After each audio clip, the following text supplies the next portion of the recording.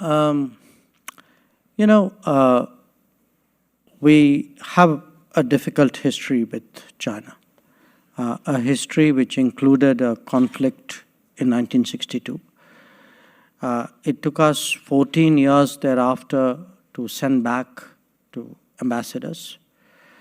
And it took another 12 years after that really to come to some kind of modus vivendi.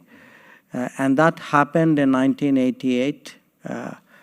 And the basis of that was that we would develop a relationship ensuring that there is peace and tranquility on the border and on the border areas, because the border is not agreed to. The entire border, which is about 3,500 kilometers, is disputed. And so you make sure the border is peaceful so that, you know, other parts of the relationship can move.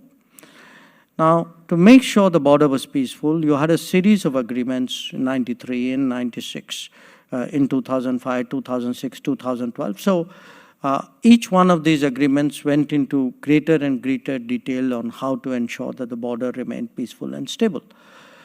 Now, the problem was in 2020,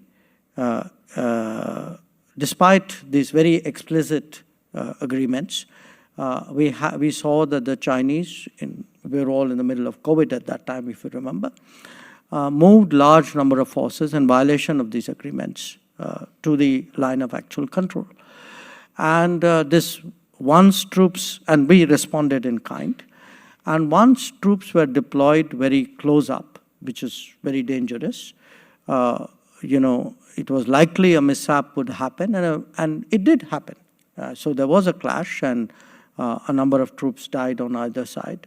And that has since, in a sense, overshadowed the relationship. So until we are able to restore peace and tranquility on the border and ensure that the agreements which we have signed up to are adhered, it's obviously difficult to carry on with the rest of the relationship. So what has been the focus for the last 4 years is to, in the first instance, at least disengage the troops, which means that they go back to the camp, you know, to the military bases from which they traditionally operate, because right now both sides have troops who are deployed forward. And when I said 75% of it has been sorted out, I was asked in a way to quantify it to give a sense. It's only of the disengagement. So that's one part of the problem.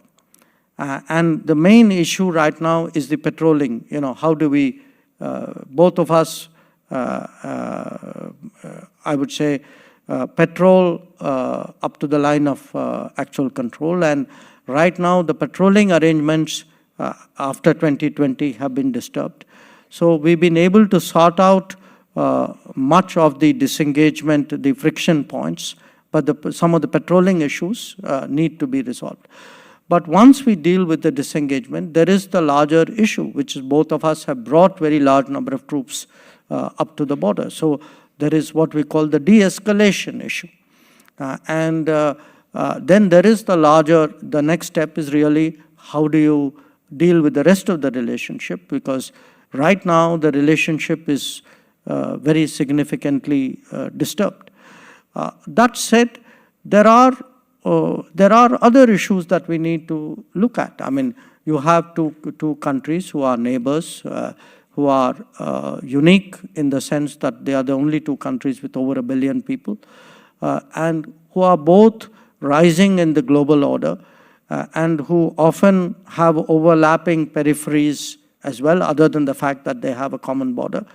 So it's very so it's really a very complicated issue. I think in the global, you know, if you look today in global politics, the parallel rises of India and China, I would say, present a very, very unique problem.